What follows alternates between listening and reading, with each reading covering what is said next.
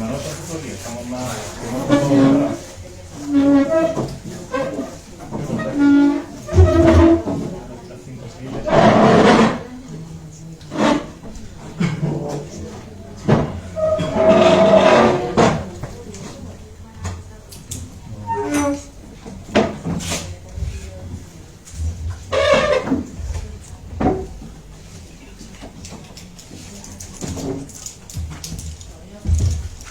Bueno, muy buenas tardes a todos y a todas.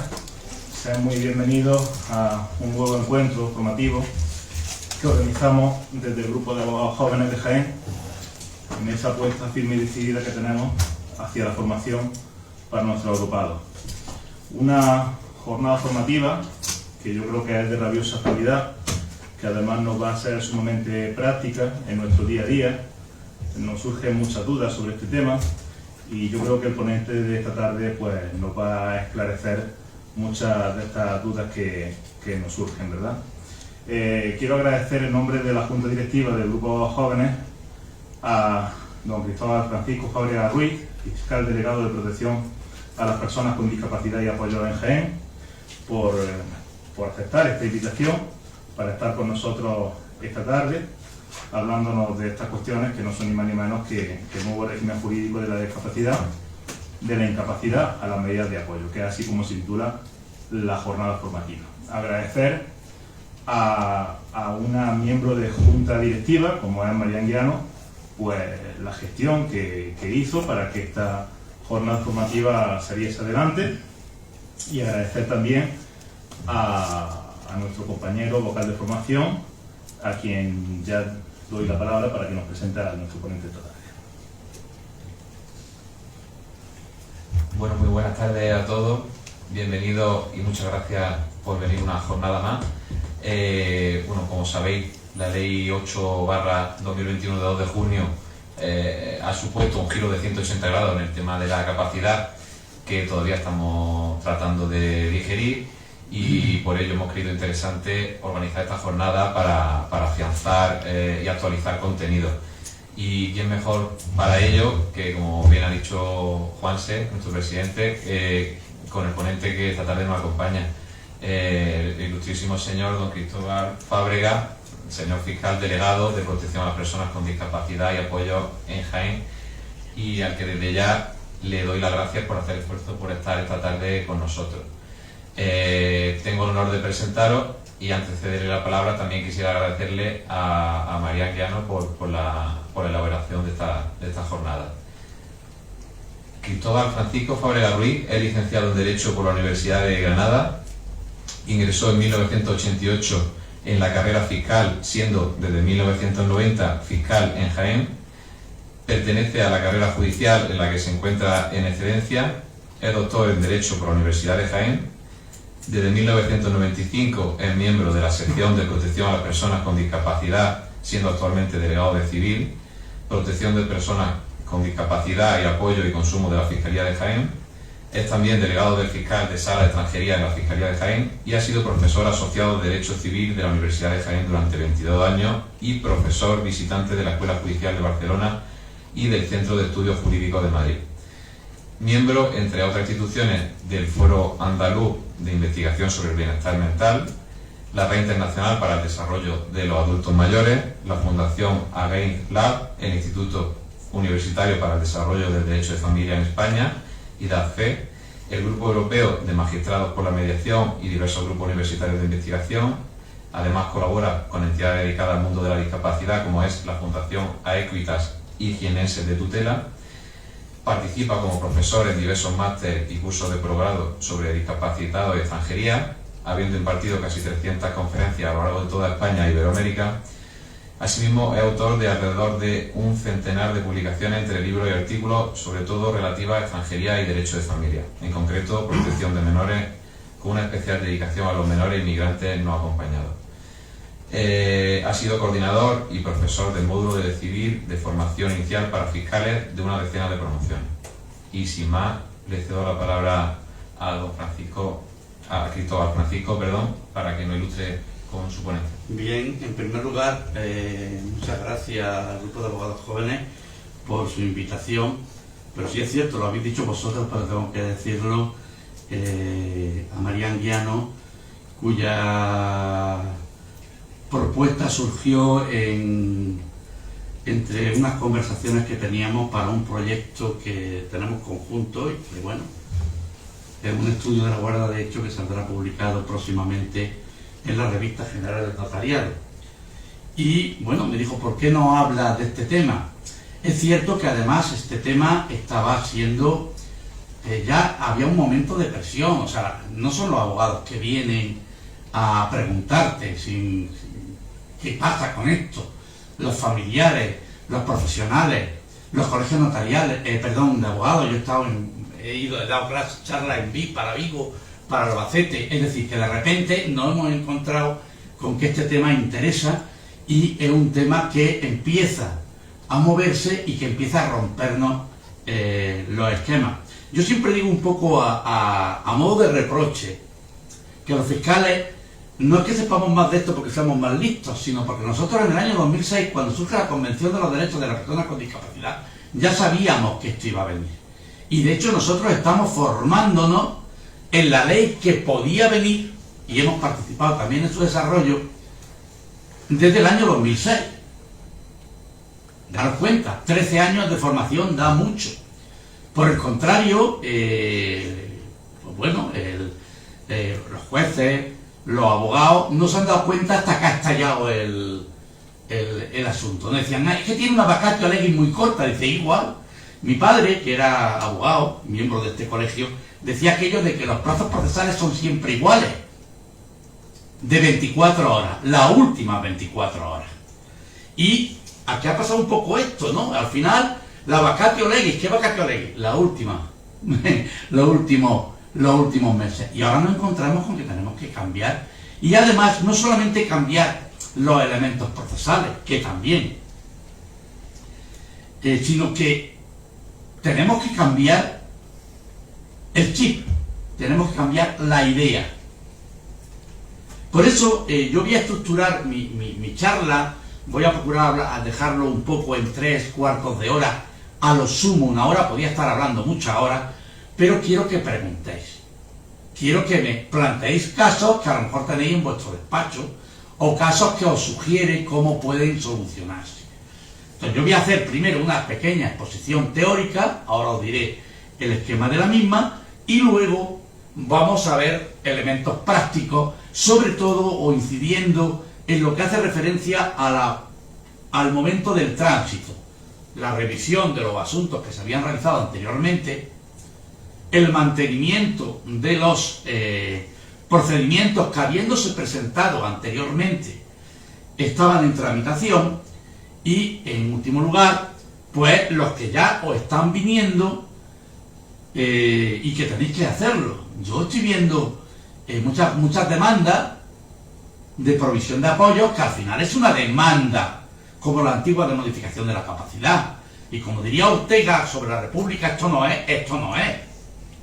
Vamos a situarnos, vamos a ver la situación que tenemos. Entonces, lo primero que voy a hablar va a ser un poco situaros en los principios básicos de la Convención, en los principios básicos de la reforma. Un segundo nivel va a ser cuáles son esas ideas básicas de la reforma y cuáles son las instituciones que ahora se llaman instituciones de apoyo, que aunque algunas tengan el mismo nombre que las antiguas, yo siempre me puse a que se llamaran igual, porque digo, al final, si nosotros llamamos curatela a una institución de apoyo, nos va a venir a la cabeza la famosa curatela de siempre. Y entonces estamos en otro sitio. Quizá debía de haberse llamado de otra manera. La guarda de hecho, que yo siempre he defendido como un elemento básico de la formación, de la protección de la persona con discapacidad y también de los menores. La guarda de hecho, que estaba como olvidada ahí en el 303 y 304 antiguo, y que formaba parte de lo que yo llamaba los famosos artículos pendientes, esos que son decorativos, que los jueces decían, bueno, ¿y esto para qué? ¿Cómo se hace esto? Digo, no, eso está en el Código Civil, y lo que está en el Código Civil está para aplicarlo, no para decorar. No se utilizaba la guarda de hecho cuando en la realidad era la más básica de todos, ¿no? O la defensa la defensa judicial. Fundamentalmente estas tres ideas básicas como elemento. Vamos a ver las medidas de apoyo, después vamos a hacer una referencia a los procedimientos que se utilizan para dotar de esos apoyos. En último lugar, vamos a hacer referencia a los elementos de la revisión. Ese sería un poco el planteamiento general que os voy a hacer, para luego entrar, aunque podéis interrumpirme durante la exposición, yo no tengo problema, pero sí os ruego que los casos, salvo que de repente os tengáis que ir y queráis traer un caso concreto, que también lo contestaría, pero que los casos concretos que tengáis el despacho en mente, que lo hagáis al final.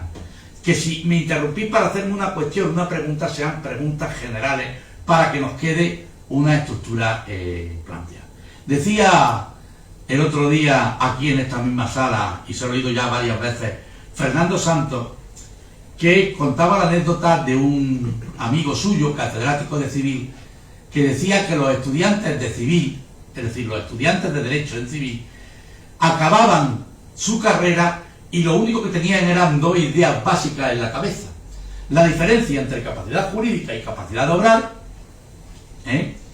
y la diferencia entre muebles e inmuebles. Lo demás se nos olvidaba todo, pero teníamos esas dos ideas, y que ya salen sin saber nada, porque la capacidad jurídica y la capacidad de obrar ha desaparecido. Federico de Castro estará removiéndose en su tumba, y la diferencia entre inmuebles, muebles, incluyendo los semovientes, que son los animales, también ha desaparecido, puesto que los animales ya no son bienes muebles, sino, como sabéis, son seres sintientes.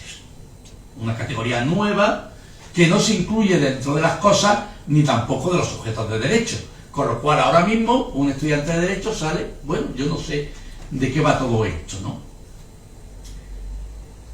Una buena noticia, sobre todo a los que sois jóvenes y tenéis todavía el cerebro como una buena esponja y podéis ver más allá del típico de siempre, siempre, siempre lo mismo, ¿no? La nueva ley lo que hace es simplificar las cuestiones. Esa es una buena noticia. Ahora mismo estáis como locos, ¿seguro esto qué es? ¿Dónde va? Y le pasa a todos los colegios. Pero no, si es que el tema va a ser más simple, va a ser mucho más sencillo, va a ser mucho más fácil de llevar a cabo. Y va a ser mucho más fácil de controlar, aunque no lo parezca. La Convención del año 2006, que entró en vigor en España en mayo del año 2008, es decir, hace ya unos añitos, establecía dos elementos o tres elementos básicos. Uno, que las personas con discapacidad son iguales, parece mentira que haya que decir eso, pero hay que decirlo, que las personas que no tienen discapacidad, aunque al final todos tenemos alguna discapacidad, lo que pasa es que unos lo tienen con carné y otros lo tenemos sin carné. Pero vamos, todos tenemos esta misma situación, son iguales. Lo segundo, la incapacitación no debe darse nunca, la incapacitación no debe existir, y la Convención establece que lo que llamábamos incapacitación cuando lo estudiamos y después lo que se ha llamado la capacidad modificada, pues no es aceptable para los derechos humanos, porque no hay que olvidar que la Convención es un tratado de derechos humanos, el primer tratado de derechos humanos del siglo XXI, y ahora os daré un poco una línea. Eso por un lado. Y en segundo lugar, la Convención huye de los mandatos representativos, la famosa tutela. A mí me nombran tutor y yo actúo por mi hijo, por mi hermano, por mi padre, y yo actúo por él, representándolo a él. Y en muchos casos, la práctica, que no tenía que haber sido así, nos llevaba a que el pupilo no tenía nada que decir en este tema. Y todo lo cubríamos sobre el manto de la protección. No, si es que esto es para protegerlo, que está muy bien para el elemento de protegerlo, pero es que la Convención dice que vamos a ver, si no protegemos a los miembros del Colegio de Abogados con 32 años, ¿por qué narices vamos a tener que proteger a las personas con discapacidad? ¿Qué diferencia hay? Ambos son ciudadanos. Y entonces lo que cambia la ley es el principio del interés del discapaz, que lo habréis estudiado, lo habréis oído más de una vez, y que es similar, o se ponía de forma similar, al famoso interés, principio del interés del menor, se cambia por el respeto a la voluntad, a las preferencias y a los deseos de la persona con discapacidad. Es decir, ya no somos otros los que objetivamente deciden qué es lo que es bueno para mí, sino que soy yo el que tengo que ver lo que es bueno para mí. Eso ya es un cambio importantísimo. Eso ya es un cambio importantísimo. Bueno, pues estos son los grandes elementos que la Convención establecía junto a otros, ¿no? Junto a los principios de las relaciones afectivos sexuales, que todavía siguen dando problemas de las personas con discapacidad, la libertad de educación, la libertad de contraer matrimonio, junto a otros muchos principios, eran los que lo establecían. Al principio se modificó todo y hubo una ley de modificación, de adaptación de la legislación española a la Convención, que tocó todo menos el derecho privado. ¿Y por qué no tocó el derecho privado? Porque rompía todos los esquemas que nos venían ya del derecho romano. Ya del derecho romano. Y por lo tanto, había miedo dentro de los juristas a romper ese elemento básico que, como decía antes, le había costado tanto poner en marcha a Federico de Castro, que era que hay personas capaces y personas incapaces. Las personas capaces pueden hacer las cosas, actuar en el tráfico jurídico. Las personas incapaces no pueden actuar en el tráfico jurídico, aunque tengan personalidad jurídica. Y por lo tanto son susceptibles de tener bienes, de poder heredar y todo lo que quieran. No pueden actuar. Eso era muy fácil. El notario venía, pero es que esta persona no está en condiciones de prestar su consentimiento. Un segundo. Sí.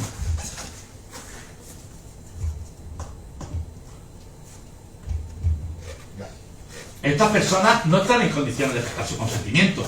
Váyanse usted al fiscal o váyanse usted a que le nombren un tutor que actúe por usted. Y aquello, pues, era muy fácil.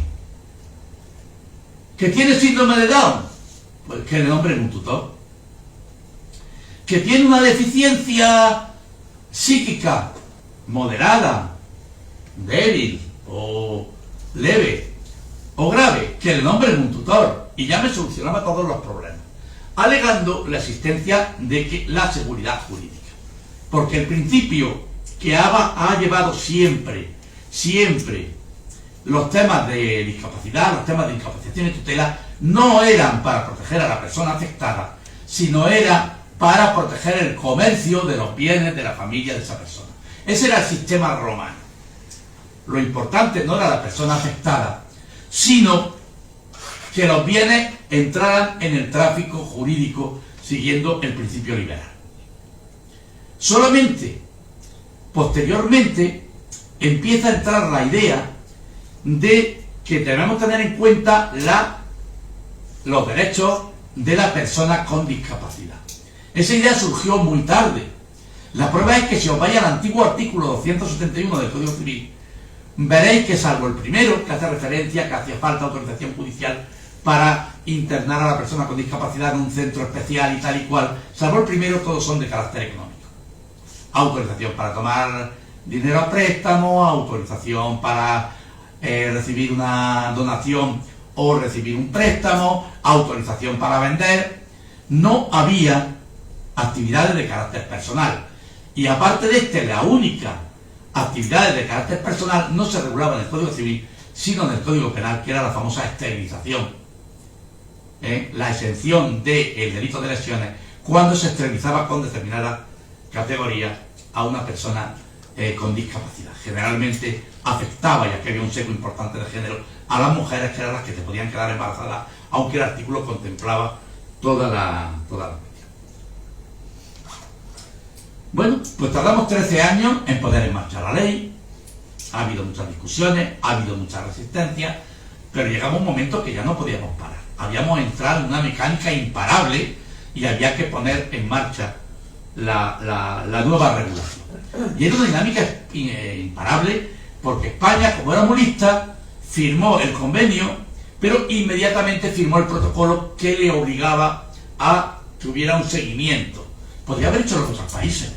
Otros países como Hungría dijeron, no, yo firmo el convenio y ahora cuando tenga mi legislación adaptada, entro en el protocolo. Pero España empezó el protocolo y entonces empezaron a llegarnos bofetadas del comité de seguimiento del convenio, que de una manera determinada nos obligaba.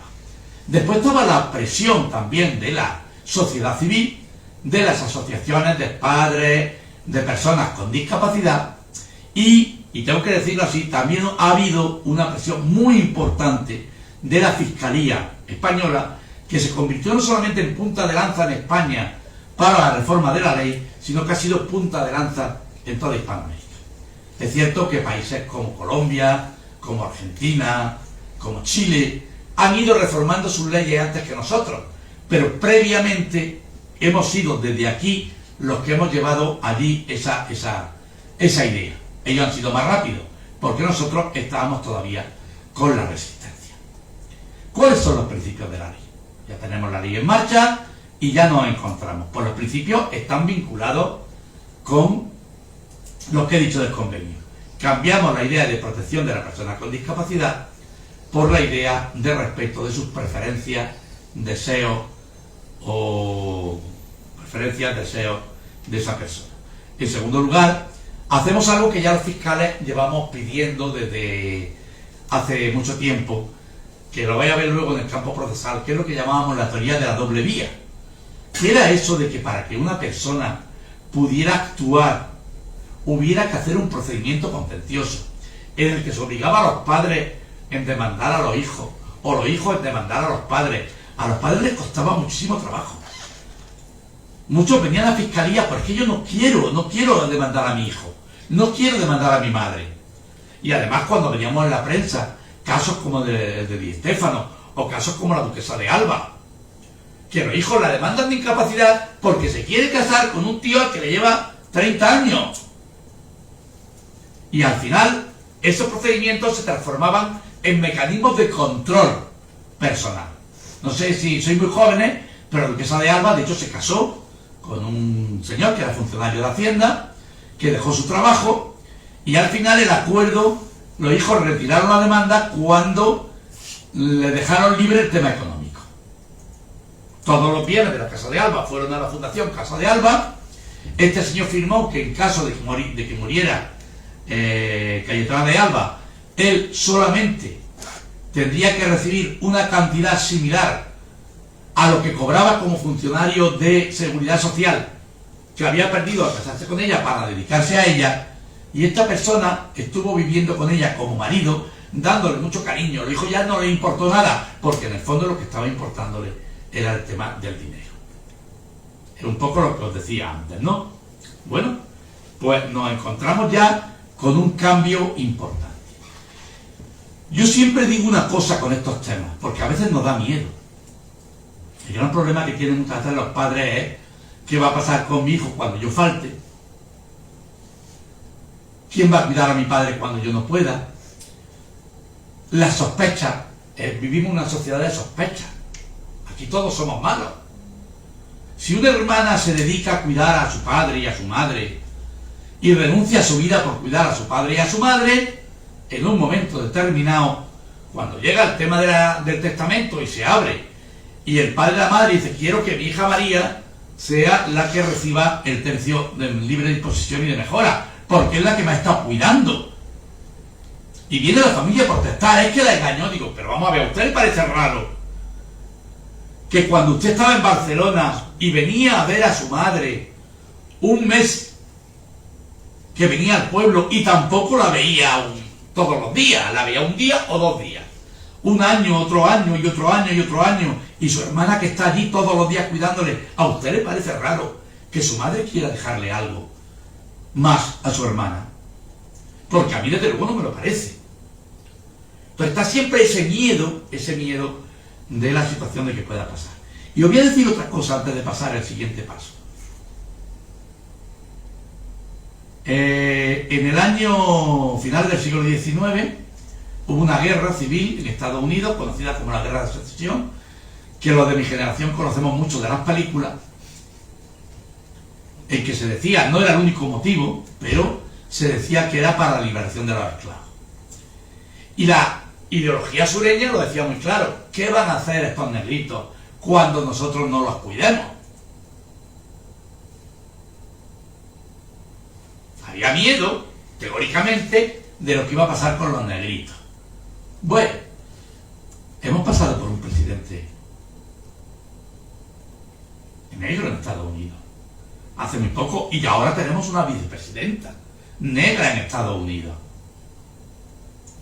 O cuando en el año 76 se acaba en España con la licencia marital. No sé si sabéis, yo he hablado alguna vez de la licencia marital. Una mujer podía ser doctora en física nuclear o doctora en derecho y estar casada con un señor que no había acabado la primaria, pero no podía vender por sí sola sus propios bienes. No podía ingresar en un colegio profesional. Tenía que venir el tontoaba que firmaba con el dedo, porque no sabía ni leer ni escribir, a firmar y autorizarla a ella para que pudiera intervenir. Porque claro, las mujeres, y se vio cuando se habló del voto de la mujer, no estaban en condiciones de tomar decisiones por sí mismas.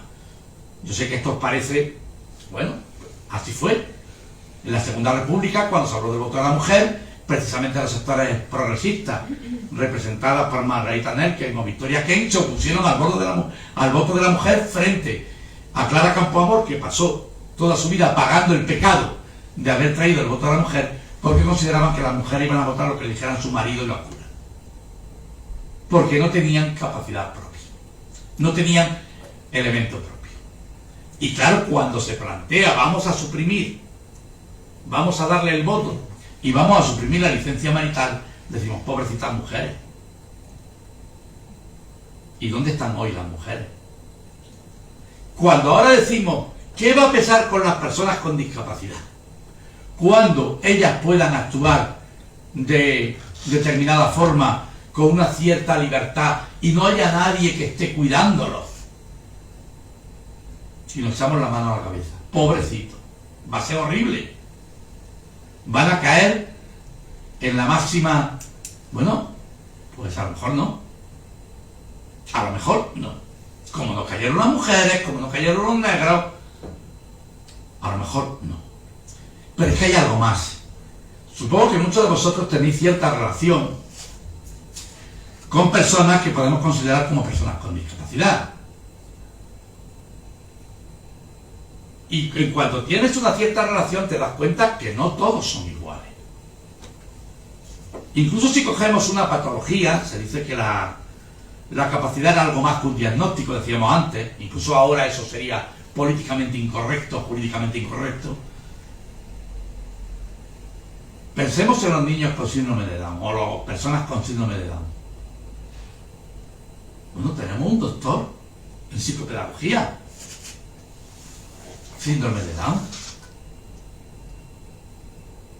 Y desde el síndrome de Down más afectado en su autogobierno, y el doctor en psicopedagogía, hay toda una gama de colores.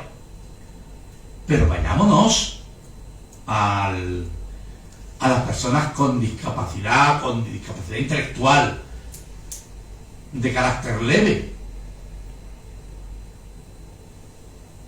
Hay algunos que no le han dado rudimentos, la familia no lo ha preparado, no han tenido, y hay otros que están trabajando, yo conozco un caso de una chica que es enfermera, pero es que además hay un caso muy típico de una infanta nuestra, no voy a decir cuál, aunque todos podemos suponerlo, que siendo una persona con discapacidad psíquica leve, es profesora y ha realizado una vida completamente normalizada.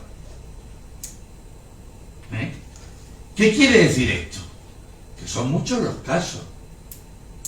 Son muchos los casos. Yo recuerdo un caso de una chica, síndrome de Down, que tiene el problema que lo llevan escrito en la cara, que era concertista de piano, lo contaré siempre. Y esta chica se montaba en su tren, en Vilches, porque era creo que de Nava de San Juan, se montaba en su tren en Vilche, se iba a Madrid, cogía su taxi, iba a Barajas, se montaba en el avión y se iba a dar un concierto de piano al Madison Square Garden o al Teatro de Berlín, cobrando.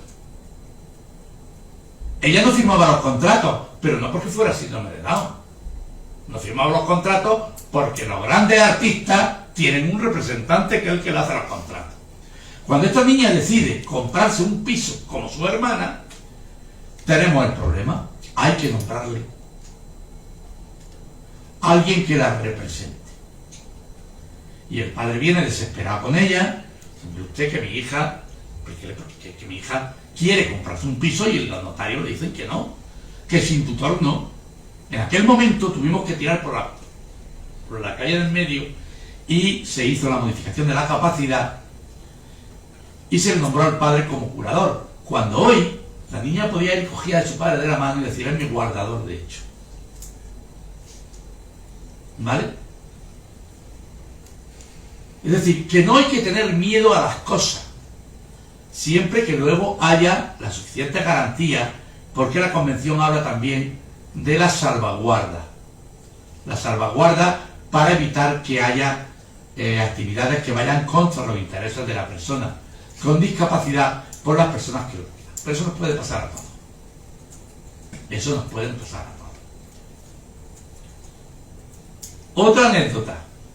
Muchas madres y padres de niños del trastorno del síndrome de Asperger y del trastorno del espectro autista tienen gravísimos problemas con las relaciones, porque son niños que salen, entran y que a veces tienen interacciones con las relaciones de pareja de sus hijos. Y vienen, es que claro, va a venir una mujer y le va a engañar. Eso me lo han dicho a mí miles de veces en el despacho. Yo la respuesta que doy siempre es la misma. Mire usted, yo soy listo oficial. Usted ya, yo tengo el título ahí, soy listo oficial. Y ahí me engañan las mujeres, porque me van las mujeres, me engañan todos los años 7 veces. Y no tengo trastorno del espectro autista. Vivimos en una sociedad de riesgo.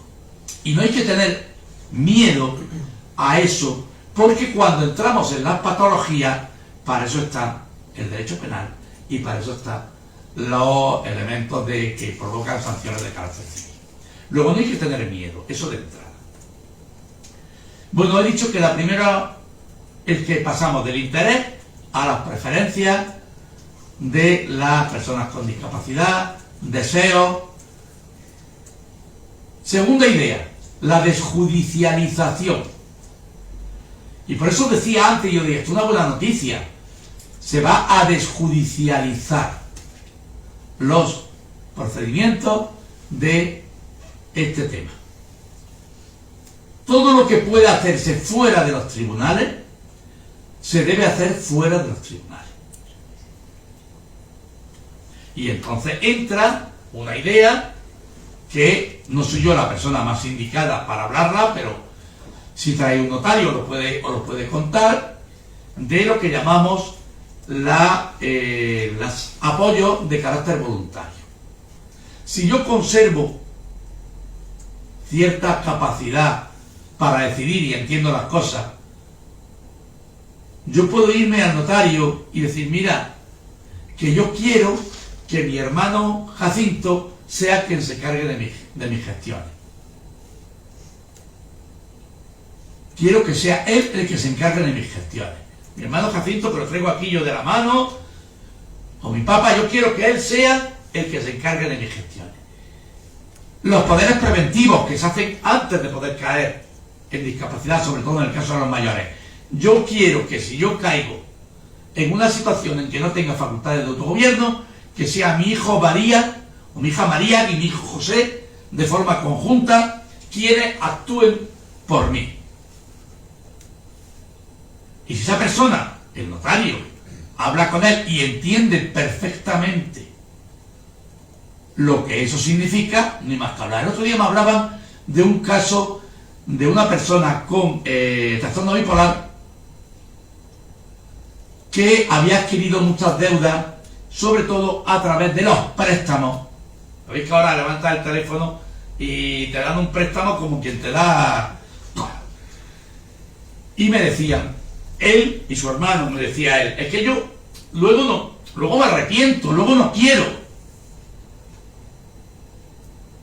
No es real, yo quiero que no se pueda, que yo no pueda adquirir ningún préstamo si mi hermano no participa. Entonces le dije, vaya usted al notario, cuénteselo y establezca notarialmente, que además tiene acceso al registro civil, también la escritura notarial, que usted quiere que su hermano le dé el apoyo cuando tenga que pedir un préstamo. Habrá algunos de vosotros que diráis, bueno, pero es que por teléfono nadie le hace caso. Pero bueno, vosotros sabéis lo que es una excepción de nulidad, ¿no? Si luego esos señores me demandan a mí que tengo que pagar, yo haré una excepción de que no se hizo tal como yo había establecido antes de la asistencia del préstamo.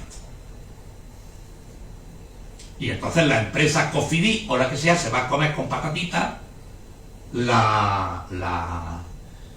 préstamo. Y desde luego no va a volver a prestarle, si no está el hermano delante. No sé si vais viendo el tema, ¿no? No hace falta hacerlo judicialmente. Y después tenemos, dentro de las no judiciales, tenemos una que se ha transformado en la reina del procedimiento, la reina de la protección, la reina del esquema que estamos viendo, que es la guarda de hecho, que ha pasado de ser la Cenicienta, ya le han puesto los dos zapatitos y se ha casado con el príncipe. Y ahora la guarda de hecho es la que tiene la preeminencia en la aplicación de este tipo de temas. La guarda de hecho y dos guardas de hecho. La verdadera, que llamo yo guarda de hecho ordinaria, es decir, yo cuido a mi madre que está mayor, yo cuido a mi hijo que tiene una discapacidad psíquica, que ha cumplido 18 años, ha salido de la patria potestad, pero sigo yo cuidando de él. Entonces yo teóricamente tengo que actuar en beneficio de mi hijo en todo lo que se supone. No tiene que venir un juez a decirme usted es guardador de hecho, porque la guarda de hecho es de hecho. Es de hecho.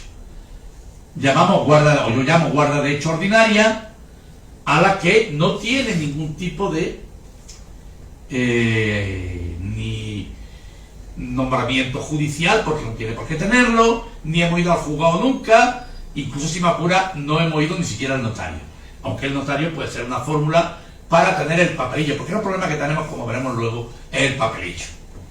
Vivimos en una sociedad en que si no tienen el papelillo se vuelven locos. Bien, la guarda de hecho ordinaria, que está ahí, y la nueva legislación, lo podéis leer, dice que si la guarda de hecho está funcionando, no hay que hacer nada más. Si está funcionando bien, y además establece que el guardador de hecho puede realizar petición de pensiones, administración de cuentas, etcétera, etcétera, siempre que no afecte eso al normal sistema de vida de la persona con discapacidad. Y en el caso que necesita hacer algo más, porque la guarda de hecho no tiene facultades dispositivas, pensemos que tiene que vender una casa, pensemos que tiene que coger una cuenta de ahorro de inversiones y sacarla, puede hacerlo acudiendo al juez y pidiendo la autorización, igual que fuera un curador que también tiene que pedir autorización. Esta mañana, o esta tarde, a primera hora, yo he visto una petición de revisión que se basaba en que lo nombraran curadores, dos hijos, que los nombren curadores, y que nos eximan de autorización judicial para hacer estas cosas. Y me ponen el artículo donde se establece la obligatoriedad de la autorización judicial. Pues no. Vamos a ver. Tú serás curador. Puedes incluso ser curador representativo. Pero incluso siendo curador representativo, que es el final, la parte más extrema, tienes que pedir autorización judicial para determinado acto. No puede excusarte el juez de eso. Eso viene de la ley. Bueno, pues el guardador de hecho también se establece que cuando necesita realizar algún acto de imposición que en principio no sea propio del guardador de hecho, pueda acudir al juez para que lo autorice, tanto el guardador de hecho ordinario como el guardador de hecho que podemos llamar legal. Porque el Código Civil, cuando habla de cuáles son los mecanismos de apoyo, dice la guarda de hecho, la curatela asistencial o representativa y la defensa judicial. Luego existe un guardador de hecho que también se puede hacer o constituir de forma legal. Pensemos, mi madre está en una residencia, tiene nada más que la casa y tiene una cuenta que no tiene ningún problema, que yo estoy autorizado para manejarla, donde se paga la residencia y tal y cual. ¿Qué vamos a poner aquí? ¿Qué sentido tiene aquí poner nada? Hay una guarda de hecho, y algunos lo habréis visto porque el juzgado Jaén 6 me costó mucho convencerlo al principio, pero al final Miguel y Maite detrás le ha pasado lo que a San Pablo, se ha caído del caballo. Y si veis, el Jaén 6 está mandando casi todo a guarda de hecho. Dice, está bien protegida. ¿Por qué? Porque el 90% de los casos están bien protegidas con la guarda de hecho. No hace falta. Pero pensemos que esa persona tiene además unos olivos que tiene que estar explotándolo a alguien.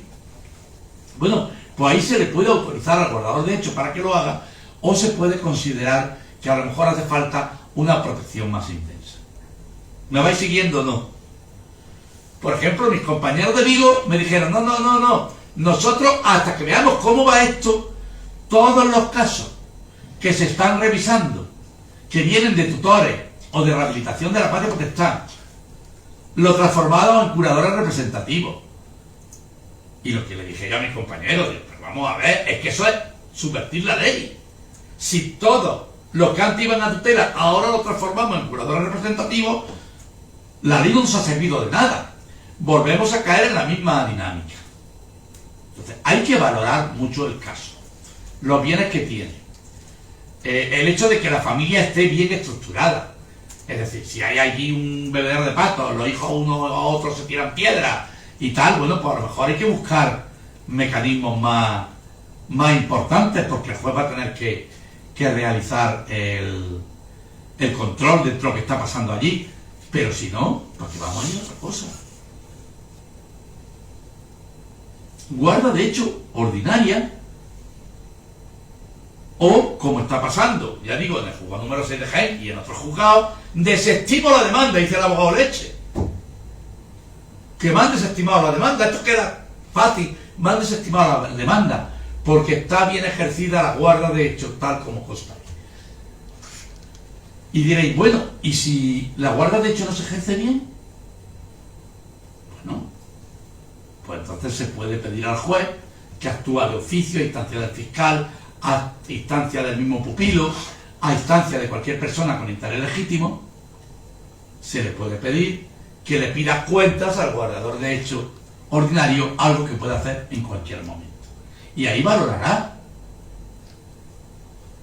Y valorará de todo tipo para decir, no, esa guarda de hecho no se está ejerciendo bien, vamos a cambiar la persona que la ejerce o vamos a transformarla en una guarda de hecho judicial, en el que yo a una persona le encomiendo la guarda de hecho judicial, una persona que puede ser física o jurídica. Porque yo entiendo que las personas jurídicas como tales solamente tienen la posibilidad de la guarda de hecho institucional, que además eso es algo rápido, porque es una cosa, me refiero por ejemplo a los titulares de la residencia.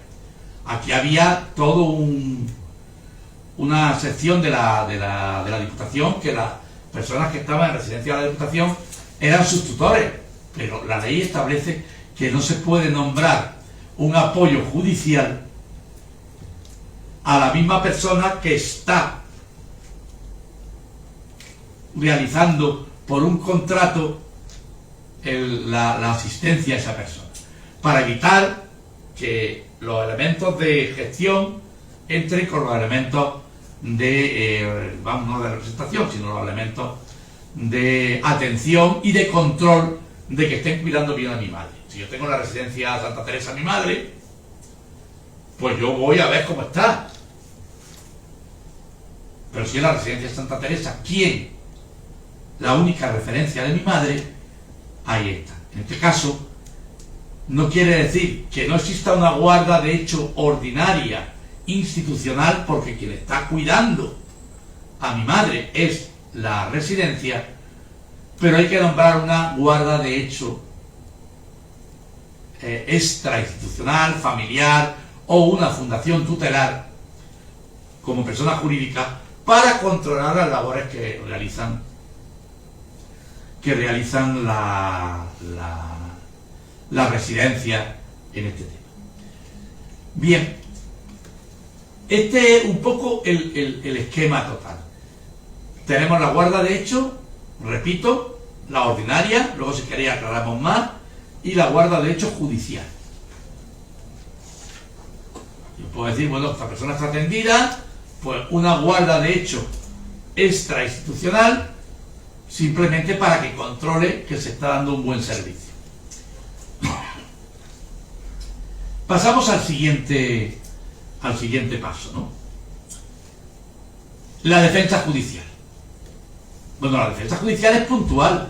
A veces hay incompatibilidades entre la persona que está ejerciendo la guarda de hecho y la persona, lo que se trata de hacer. Pensar, un hijo está ejerciendo la guarda de hecho y se plantea que se va a vender a sí mismo el bien de su madre. Hay una incompatibilidad ahí. Entonces, para que actúe en apoyo de la madre, hay que nombrar a alguien que no sea ese hijo que está ejerciendo la guarda de hecho, aunque sea judicial. Hay que nombrar un defensor judicial puntual, concreto, o para intervenir en un procedimiento de solicitud de apoyo, cuando la persona no puede actuar por sí. Y después está la curatela. La curatela, que tiene dos modalidades. La modalidad preferente, que es la curatela asistencial. Y bueno, esta persona requiere una atención continua y yo nombro a uno de los hijos curador o a los padres curadores para que lo lleven a cabo. Pero solamente tienen facultades asistenciales, de decidir dónde vive, de coger, salvando la autorización judicial de ingreso involuntario, que no ha desaparecido, de buscarle personas para que le lleven el catering, de contratar a las personas que están cuidándole en la casa, y si es necesaria una actividad representativa, porque la persona tiene que vender la casa y no está en condiciones de, ya está fuera del mundo, pues pide su autorización judicial, y aquí paz y después gloria. Y en último lugar estaría la curatela representativa, ya para casos en que la persona no tiene comunicación con el exterior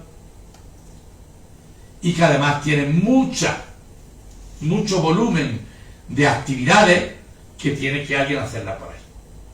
Pensemos que tiene empresas, que tiene acciones, que tiene... Serían esos los mecanismos normales de apoyo establecidos en la ley. Existen también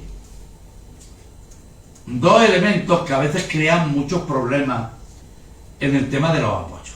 Me refiero a los temas de carácter médico. Muchas veces vienen y me dicen, no, es que mi padre no quiere operarse. Se ha roto la cadera y no quiere operarse.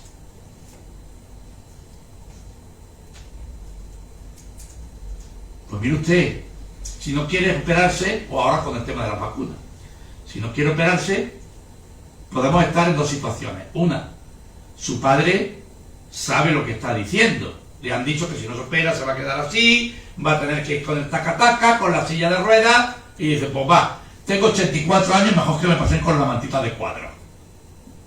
¿Para qué andar? ¿Vale? Pero conserva su realidad. En ese caso no hay nada que hacer. No quiere operarse, no quiere operarse. Muchos de nosotros en algún momento determinado, con ese consentimiento informado, esto viene en la ley de autonomía del paciente, que la reforma la considera o la continúa teniendo la viva. En el caso de que la persona no entienda la situación, aplicaríamos el artículo 9 de la ley de autonomía del paciente, aunque hay algunos que dicen que deben cambiar, y es posible que así sea, y decidirán por él, el médico consultará y prestará ese consentimiento, sus representantes legales, aquí ya no hay representantes legales, sus familiares o las personas que sean allegadas, los guardadores de derechos con respecto a ella. Y dirá, bueno, pues usted opere a mi madre porque ella no está en condiciones de decidir, y eso quien lo decide es el médico. El otro elemento, los famosos ingresos involuntarios. No ha cambiado el tema de los ingresos involuntarios. Ahora mismo tendrá que cambiar, pero no se han atrevido a romper ese velón. ¿Vale?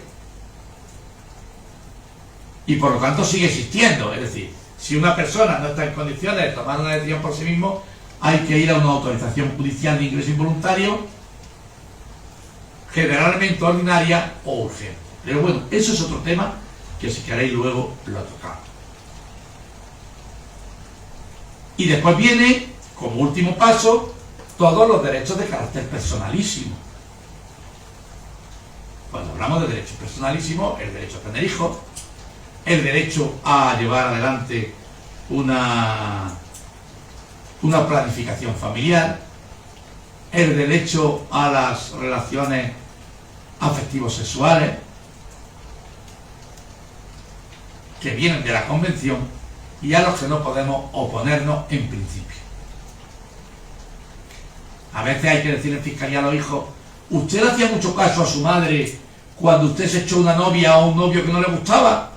Dice, yo que va a ninguno hasta me casé con él o con ella. Digo, pues ahora su madre no le hace usted caso porque no le da la gana. Porque es tan libre su madre ahora como era antes. Esto crea continuamente problemas. El otro día me llamaron de Granada, porque a mí me llaman de muchos lados, no sé por qué. Me llamaron de Granada porque había en una residencia de personas con discapacidad psíquica, bueno, solo pienso en ti, de Víctor Manuel, bueno, no sé si la conocéis, se enamoraron una pareja. Los técnicos estaban claros, sabían que ellos sabían perfectamente lo que querían, se querían mucho, y patatita tú, patatita yo.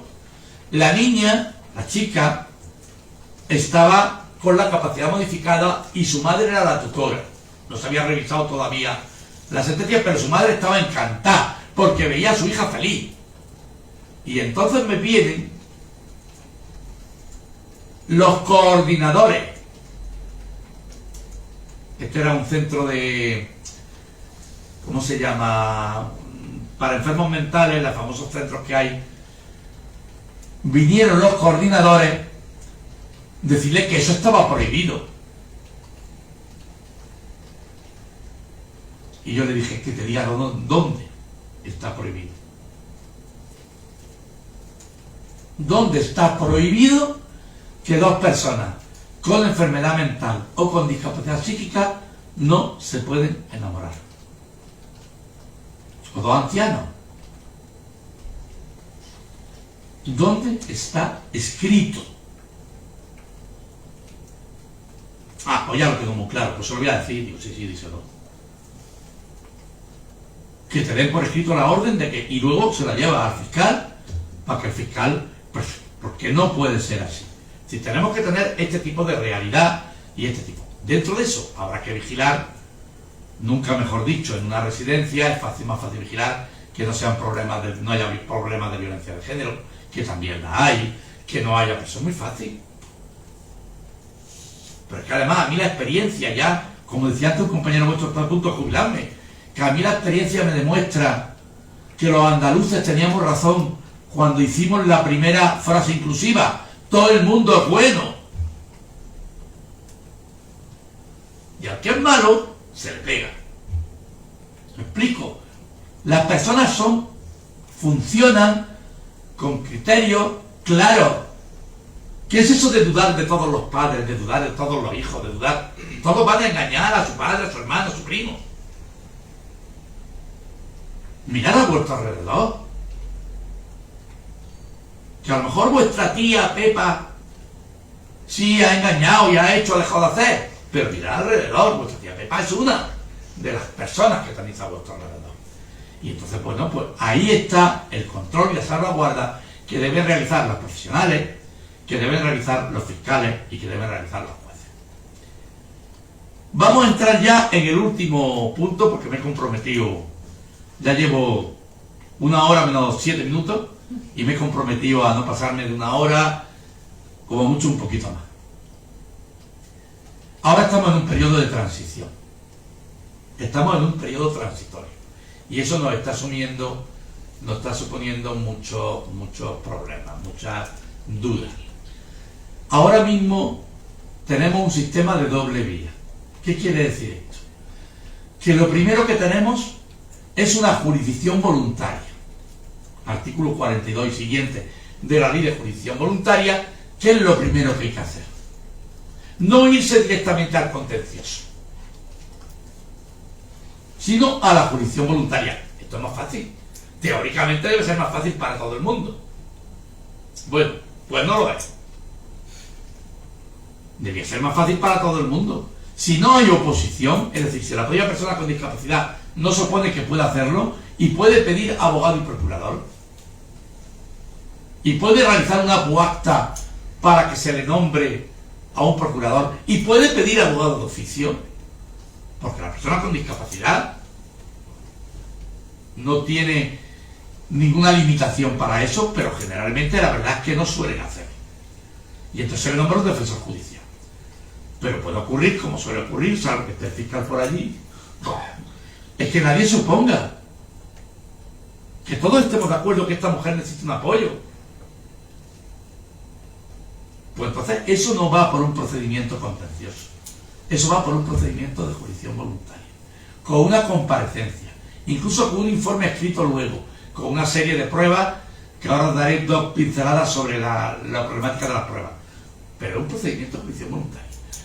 Si alguien dice, no, yo estoy de acuerdo con que a mi madre digan que necesita apoyo, mi madre no necesita ningún apoyo, entonces sí iríamos al procedimiento contencioso.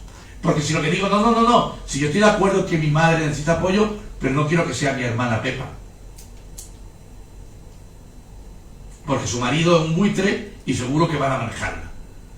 Eso el juez lo resuelve sin romper la jurisdicción voluntaria. ¿Cuál es el principal problema de la jurisdicción voluntaria? Que sabéis que para la jurisdicción voluntaria no hace falta abogado y procurador. Entonces se crea un problema porque el procedimiento, aunque sea una jurisdicción voluntaria, es complejo. Y hay mucha gente que no tiene habilidades para eso llevarlo adelante. Y tampoco tiene capacidad económica para pagar un abogado y un procurador.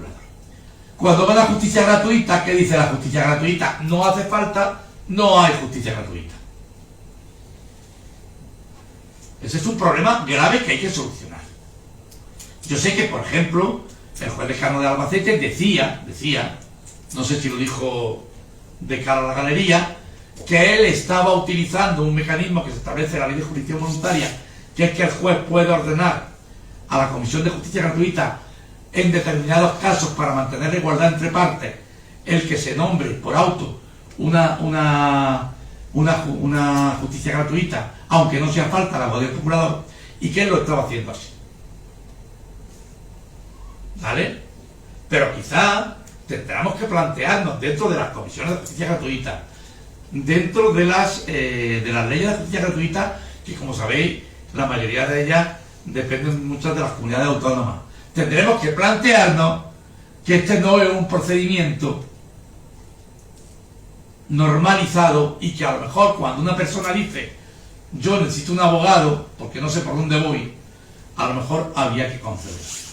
Y el segundo problema, que es conjunto con, y Antonio que está aquí nos lo puede contar que es conjunto también con el contencioso, es con respecto a los informes que se establecen de las entidades que en el respectivo territorio tengan encomendada la protección de las personas con discapacidad. Establece que tiene que haber un informe de los servicios sociales, de las entidades que nos indiquen qué apoyo tiene esa persona en su entorno, porque no es lo mismo el que vive en Jaén que el que vive en Pozalcón. Eso no se le...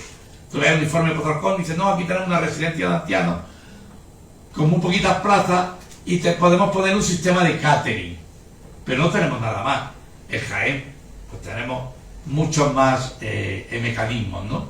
Y eso es lo que tienen que informar un poco los trabajadores sociales, dónde están. ¿Qué pasa? Que vosotros no sé si sabéis que aquí en Andalucía tenemos un sistema de fundaciones tutelares. Cada provincia tiene una fundación tutelar, pero que las fundaciones tutelares andaluzas no son públicas. Es una idea que se ha metido la gente en la cabeza y que no hay quien se la quite. No son públicas, son privadas. Es cierto que entre los fundadores, porque es una fundación, participa alguna entidad privada. Pero el hecho de que vosotros podéis admitir en un momento determinado a un abogado con 52 años de forma excepcional no quita vuestra naturaleza de grupo de abogados jóvenes. Seguís siendo el grupo de abogados jóvenes, por cierto, que mi padre participó en la fundación del primero que hubo, que no el vuestro ya estaba más domesticado, y admitía a los abogados con independencia de su edad que llevaran menos de 3 años de ejercicio. Es decir, que eso no cambia la situación del tema, ¿no? Entonces, pues eso pasa igual.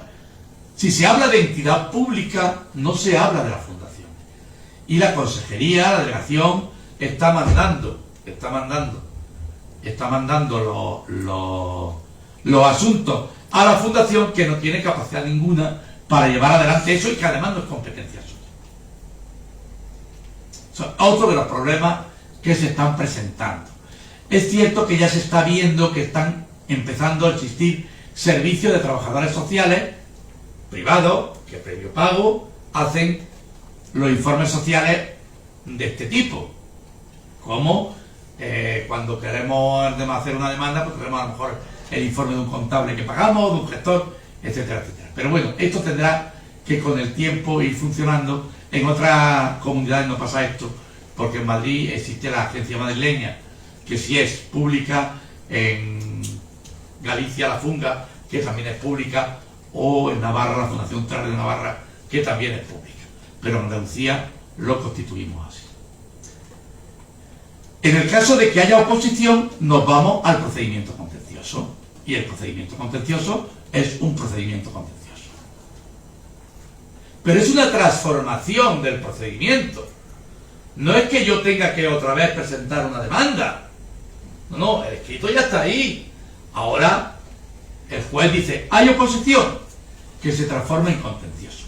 Y entonces entramos en la dinámica del contencioso, que tiene el tema este también de los informes, tiene las pruebas preceptivas, que son como antes, la audiencia de parientes, los informes médicos, forenses, y la entrevista se llama ahora. Ya no se llama exploración, la entrevista, que es obligatorio en el procedimiento de jurisdicción voluntaria y es obligatorio en el procedimiento contencioso. Y al final el juez, cuando realiza la vista, realiza todo eso, decide qué mecanismo de protección se le debe hacer a esa persona, valorando primero si existe unos mecanismos de protección voluntaria, si se está ejerciendo correctamente una guarda de hecho, en cuyo caso lo que hace es desestimar la demanda y reconducir a lo que hay ahí, y si no, pues va a la curatela que corresponde. Voy terminando ya, pero no quiero dejar de decir algo que se está dando con mucha frecuencia. Os he dicho antes que los papelillos, vivimos en el mundo de los papelillos, y el gran problema que están teniendo los guardadores de hecho es que los bancos han dicho, ya ni tutores, pues ya no, tú no puedes estar en la cuenta de tu hermano. Pero mira, es que yo Ya no soy tutor porque la tutela ha desaparecido, pero soy curador representativo o me han revisado y soy guardador de derechos. A mí que venga un papel del juez que me diga que yo tengo que darte dinero. Si no, no te lo doy. Pero no solamente en los bancos, las entidades de la seguridad social, aunque ahora han sacado una instrucción que tratan de ordenar un poco el tema. No, es que usted no, es que usted ya no es nada. Pero ¿y usted que soy guardador de hechos?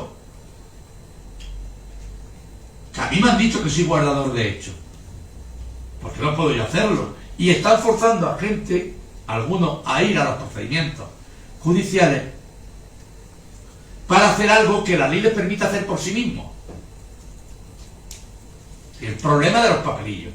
Os tengo que decir que la Fiscalía de Córdoba y de Jaén hemos hecho un escrito, hemos elaborado un escrito para que el guardador de hechos, yo si tenía algún cliente, vaya al juez, no para pedirle autorización para manejar las cuentas. No, porque entonces ya entramos en la dinámica de los bancos, en el papelillo, no. Para que el juez diga que esta persona, que acredita claramente que es guardadora de hechos, no necesita ninguna autorización judicial para manejar las cuentas. Y menos si está como autorizado en la antigua cuenta como estaba como tutor en su momento. Y menos. ¿Cómo se puede probar la guarda de hechos?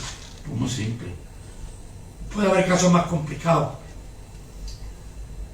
El parentesco, el libro de familia, es que es mi hermano.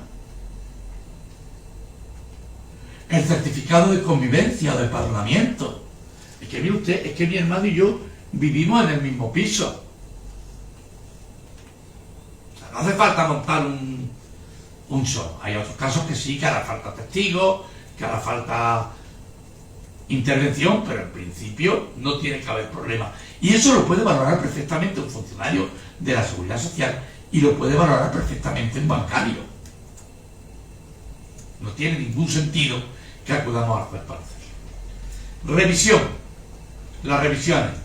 Mirad, hay dos tipos de revisiones. Una, las que se van a hacer en el futuro, porque otra de las cosas que establece la ley es que hay que poner una revisión cada 3 años, salvo que por circunstancias excepcionales se ponga más amplia. Es decir, cada 3 años tendremos que revisar el procedimiento de apoyo. Pero ahora tenemos un tema, que es que tenemos que revisar todos los asuntos que había atrás.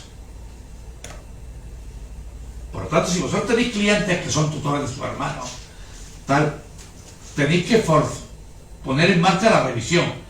Si no, se va a poner en marcha en 3 años por el juez de oficio, por el fiscal.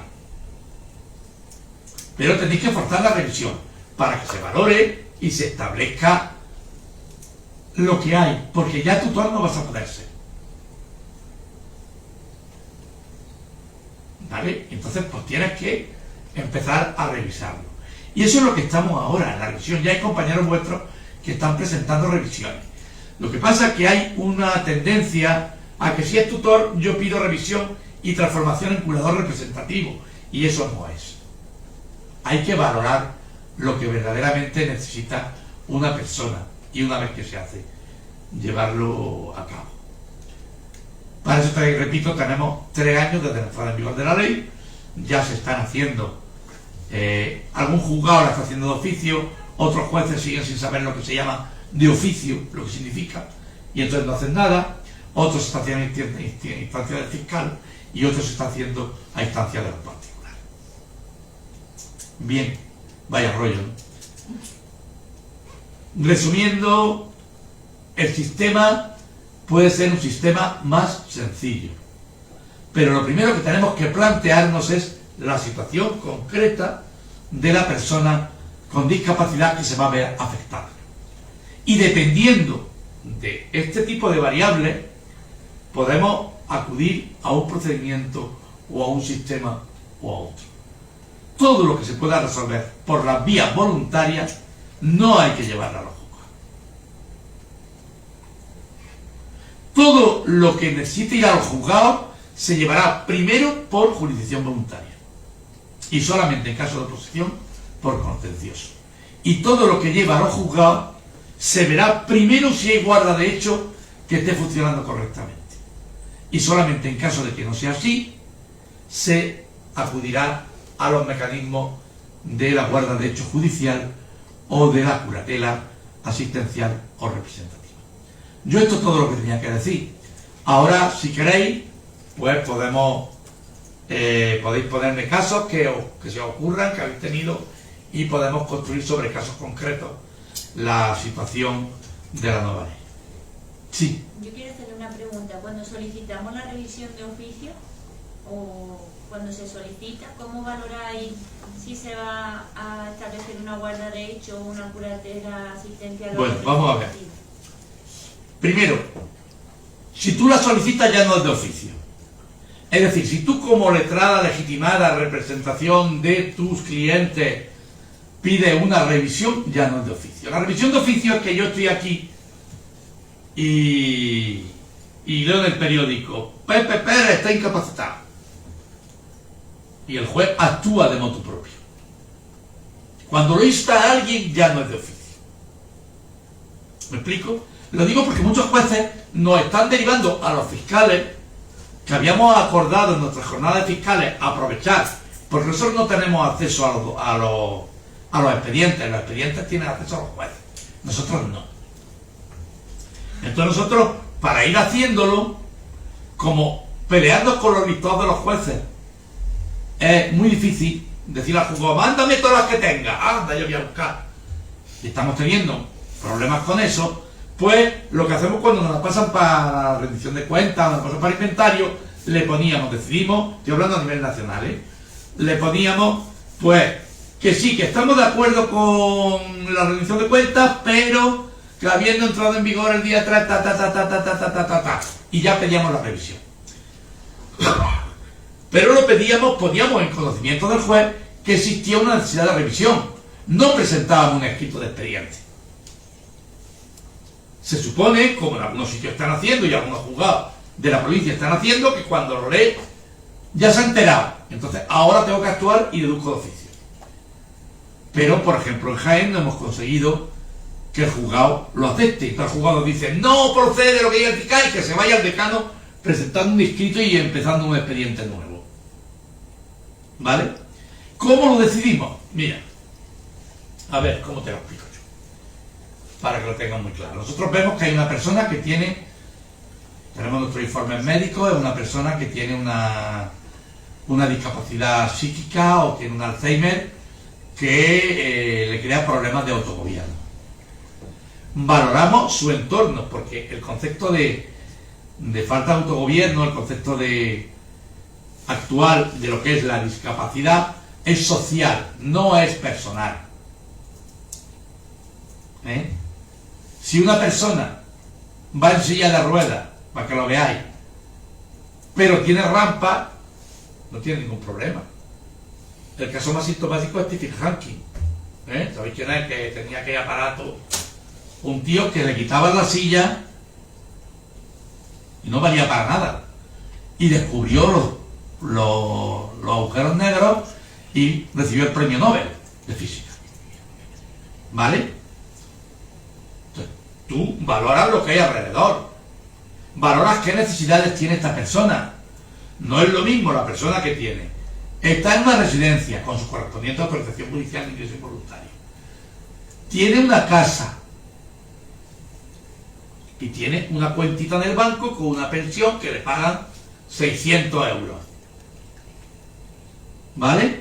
De donde se cobra el 75 o el 80% porque y hay una hija o un hijo que es el referente de la residencia, que es el que incluso puede por sí mismo, sin necesidad de autorización judicial, arrendar la casa, porque si es por menos de 6 años no es un acto de administración, de disposición, perdón, sino un acto de administración.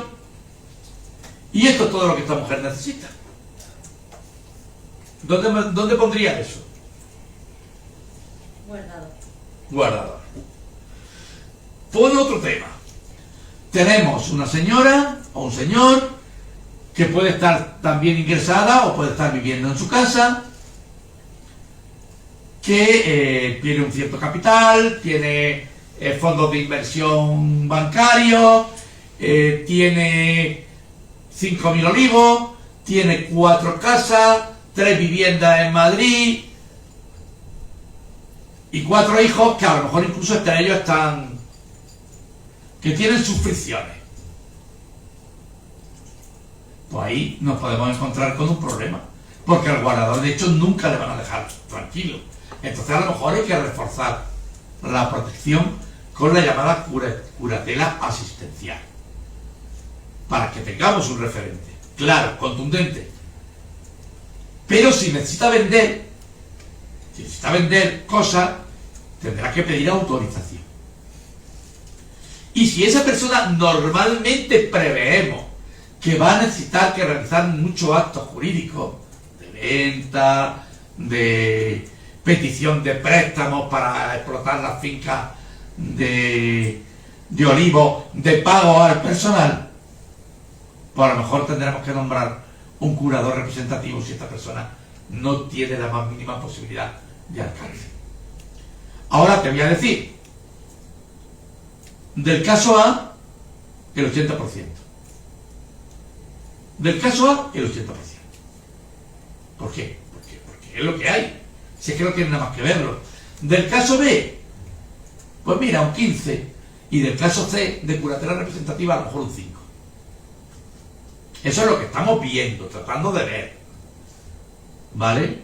A veces, lógicamente, cuando tú informas, tú tienes en cuenta también otros aspectos, ¿no? Puedes ver otros aspectos que pueden influir, pero básicamente son eso. A ver, más cosas. Venga, Antonio. Yo tengo varias cuestiones y reflexiones al hilo de lo que has comentado. Vamos a ver, en primer lugar, por alusiones, como has comentado el tema de los informes de la entidad pública y la confusión que hay con que las fundaciones tutelares sean las que estén llamadas a hacer esos informes. Efectivamente, comparto tu opinión de que las fundaciones, tal y como están contempladas para ser fundaciones privadas, aquí la competencia está claro que es de la Junta de Andalucía. Entonces, las fundaciones tutelares, que ya digo, tienen esa configuración privada, son las que, al no crearse ese servicio público por parte de la Administración, a través de estas fundaciones privadas, como se vienen ejerciendo los apoyos. Pero una cosa es el ejercicio y otra cosa es que haya que hacer esos informes. El informe pericial del procedimiento para determinar los apoyos. Exactamente. Yo creo que eso es así. Bueno, me surgen varias dudas, lo digo porque el tema por la práctica ya de lo que es la mecánica de aplicación de la ley. La reforma, la verdad es que ha dejado algunos huecos importantes. Sí. O sea, uno de ellos, el tema del procedimiento de determinación de apoyo, cuando se dice que con la solicitud me refiero al procedimiento de jurisdicción voluntaria, que se acompañará un informe sanitario o social de la persona con discapacidad. Eso en la práctica ¿cómo se...? Bueno, vamos a ver, eso primero es complicado, es decir, que una persona normal vaya con un informe social en que se determinen los apoyos, pues muchas veces es muy difícil, aunque puede ser. Cuando hay antecedentes en los servicios sociales comunitarios, se le puede pedir perfectamente un informe sobre esa materia. Pues mira, yo he visto de todo. He visto quien no lo presenta y se lo dice al juez. Sabemos que tenemos que presentar esto, pero nosotros no tenemos opciones. Solicitamos otro sí del juzgado, a través de otro sí solicitamos del juzgado que él sea el que reclame a los servicios sociales correspondientes la realización. Otros juzgados que simplemente lo tienen tan claro y tan conocido que no llegan a pedir el informe ni a manejarlo. Yo sé que la ley lo establece casi como preceptivo o preceptivo. Pero también sé que hay un principio en derecho civil, aunque aquí no debía aplicarse totalmente, que es el famoso principio de que lo que es conocido no es necesario demostrarlo. A lo mejor un juez del número 6 que está contemplando un caso, una persona domiciliada en Jaén, a lo mejor en el primer asunto no, pero cuando tenga 4 asuntos, 4 informes, va a saber perfectamente cuáles son la categoría del tema y a lo mejor no le va a interesar tanto solicitarlo. aunque debía hacerlo, porque esto, como sabes, es personal. Ahora mismo lo que estoy viendo es que no le están presentando. Alguno se ha presentado desde el principio, bien porque lo traen de los servicios sociales comunitarios porque tienen antecedentes, bien, no lo hemos visto, pero sabemos que existen estas entidades que se están poniendo en marcha, donde sale un nicho de mercado, ahí estamos. Vamos a ver, si hace falta personas para que hagan transacciones periciales, pues llegan allí los peritos y entran. En este caso son informes y habrá personas que lo llevarán a cabo. Yo creo que los trabajadores sociales también se tienen que poner un poco las pilas, digo los colegios de trabajo social en esta materia. Primero porque tienen un nicho laboral, ¿vale?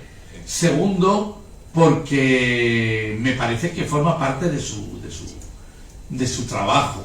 Yo, de hecho, dentro de poco voy a Madrid a formar a trabajadores sociales. Pero los trabajadores sociales que se están formando no son los trabajadores sociales comunitarios, ni son a través de los colegios de trabajo social. Por lo menos lo que estamos viendo. Son trabajadores sociales que están integrados en estructuras de fundaciones o de asociaciones de familiares que se les interesan. Y que ellos van a hacer su labor. Es decir, si yo tengo una asociación que se llama X, síndrome de Down, y tengo unas personas allí que a lo mejor pueden entrar en este sistema, que lo conozco porque lleva conmigo un montón de tiempo viniendo al club, pues esos trabajadores sociales pueden perfectamente realizar este tipo de informes como una gestión más de la asociación.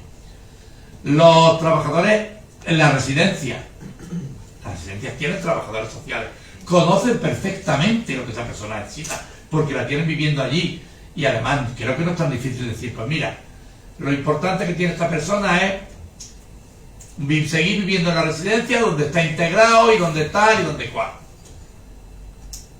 ¿Vale? Entonces, bueno, yo creo que esto irá dando rodaje y desde luego habrá que clarificar, que tú lo sabes porque estáis peleando con eso, y yo también habrá que clarificar quién es esa famosa entidad pública que ni está ni se le espera, ni está ni se le espera. Hoy veía yo una película ayer que hablaban de la ASN, la Agencia de Seguridad Nacional Americana, y le decían que era la agencia sin nombre. No existe. Todo el mundo sabe que existe, pero no existe. Y esto es bueno, conflictos del FBI, con la agencia de seguridad, etcétera, etcétera. Pues esto pasa un poco eso. No existe. ¿Dónde está? Bueno, pues yo creo que las comunidades autónomas tendrán que entrar a ponerse las pilas, porque esto es como todo. Si tú pones una ley y no pones medios, al final las cosas van a chirriar. Y yo creo que ahora mismo lo que está haciendo es chirriar. Pero bueno. Bien, comentabas también lo de no ser preceptivo abogado y procurador en el procedimiento de determinación de apoyo de la en el de jurisdicción voluntaria. Bien, efectivamente, yo este tema lo he comentado con el Estado de Servicio de Interacción Jurídica, con la diputada del turno, y de hecho tenemos planteado una cuestión ante la Comisión de Justicia Gratuita, porque creemos que es salvable, y es salvable por la línea que tú apuntabas de que los juzgados dicten automotivados. O sea, la Ley de Justicia Gratuita, el artículo 21, permite que, aunque no sea preceptivo, el nombramiento del procurador se pueda requerir judicialmente el nombramiento de profesionales. Esa es la solución que dieron. Y aquí hay otra cuestión, que desde el punto de vista económico también, como también hay que tener en cuenta, que no se supone el doble, o en este caso, o en todo caso... 4, con discapacidad son las 4 veces, ¿no? Exactamente, con la discapacidad por motivo de salud, o sea, estamos hablando de una situación, un problema sanitario, pues que realmente podrían tener acceso a la justicia gratuita si no superan el cuádruple del IPRES, ¿no? Entonces yo creo que por esos dos argumentos yo creo que se podría intentar salvar el tema. De todas formas, insisto, yo para mí supone una regresión total, porque es una indefensión. Hablamos, por ejemplo, de estos informes sociales que son necesarios, que al no tener justicia gratuita no tienen que pagarlo de su bolsillo si lo llevan. De su bolsillo, etcétera. O sea, y la complicación que supone meterse en un procedimiento, como tú has dicho, que no es fácil. Luego, hay otra cosa también que he visto en la práctica, que es la conversión de los antiguos juicios verbales de capacidad eso se me ha olvidado. Actualmente, o sea, para seguir por la nueva ley, ¿no? O sea, que está el principio de conservación de actos procesales Sí, y el eso se me ha olvidado. antiguos que hay que tramitar con la nueva ley. Yo lo que vengo detectando es que es como si fuera meter el ave en la vía antigua, o sea, porque realmente tenemos la nueva ley y realmente la sentencia tiene que estar adaptada a la nueva ley, pero lo que está hecho, está hecho. Pero lo que está hecho, está hecho. Y con el informe forense y el reconocimiento de entrevista judicial no es suficiente. O sea, ahí yo creo que falta pruebas, falta informes sociales que determinen exactamente los apoyos necesarios, o sea, las cosas para las que la persona con discapacidad necesita ayuda a funciones concretas y las medidas, en este caso, que se puedan proponer. ¿Qué es lo que ocurre? Pues que muchas veces nos encontramos que estos procedimientos antiguos, pues el juez tiene, ante la falta de prueba, tiene una gran discrecionalidad y el juez, voy a decirlo coloquialmente, se mete a trabajador social y hace una sentencia en la que ya determina, según lo que él considera, pues los aspectos concretos, tanto asistenciales como personales, los que tiene que intervenir, por ejemplo, un curador, ¿no? Cuando yo creo que eso un poco adolece de falta de prueba y falta de motivación, o sea, realmente, porque es que nos encontramos eso, que y tiene otro problema, que es que es de difícil aplicación en la práctica, o sea, que muchas veces, sobre todo las primeras sentencias que tuvimos tras la reforma, pues la verdad es que era un poco sui generis, ¿no? O sea, que determinaban hasta el mínimo detalle lo que es el tema de los aspectos personales, del cuidado, la alimentación, la higiene, la toma de la medicación y los aspectos patrimoniales también de una forma muy pormenorizada. Entonces, yo creo que ese seguimiento tan específico no hay medios como... No hay medios para hacerlo. Bueno, vamos a ver. En el tema que me dice, porque esto último que me has planteado puede darse también en procedimientos nuevos. Sí. En lo que me dice, yo detecté, y de hecho sigue existiendo, yo puedo decir lo que hemos hecho en la Fiscalía, que, sobre todo el número 6 de Jaén, que es el que tiene un volumen, cuando entró en vigor la ley, le decía a los letrados que desistieran del procedimiento de la demanda que ya habían presentado y que presentaran de acuerdo con la nueva ley. Eso no era correcto con la ley en la mano. Había que conservar los actos. ¿Tú qué le vas a decir a un abogado? Dice, no, ahora te ha salido mal, te lo traga, le dice a tu cliente, no, que me han dicho que no, que ahora tengo que presentar otro. Y te hace otro escrito con yo no sé cuántos folios. Que además con qué cara se lo va a cobrar al cliente. Y a mí también me lo mandaron y yo dije, no, yo no desisto hasta el final. Se da la valoración de lo que hay y ahora vamos a verlo. Algún abogado que había consultado conmigo hizo lo mismo y no pasa nada, lo ha hecho. Otros desistieron y claro, al desistir, pues ya se acabó el tema. Eso por un lado. Por otro lado, lo que tú dices, es cierto que en los procedimientos antiguos no teníamos ese tipo de pruebas, pero indudablemente también lo hecho era válido, pero lo no hecho no. Y aunque existen unas pruebas obligatorias en la ley, y yo ahí entono mi mea culpa, existen también la posibilidad de las partes de pedir pruebas. ¿Vale? Y después de plantearlo y de valorarlo. Porque indudablemente ya la solución que tiene que dar el juez en la sentencia no es la misma que la que daba antes. Entonces, estoy de acuerdo contigo en eso. En cuanto a la sentencia, bueno, me acuerdo la primera que hubo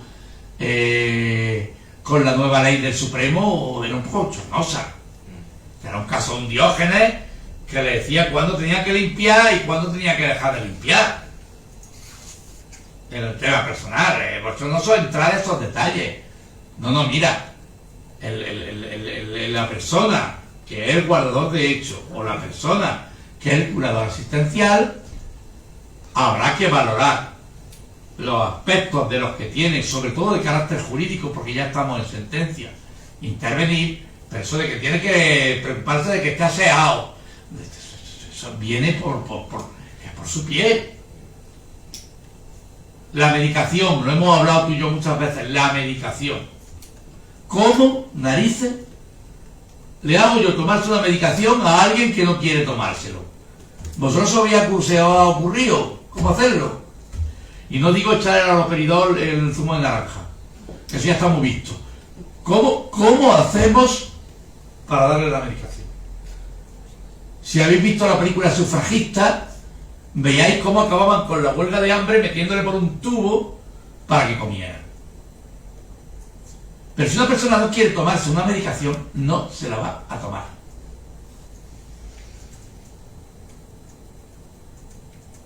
Entonces, no se puede plantear ese tipo de situaciones.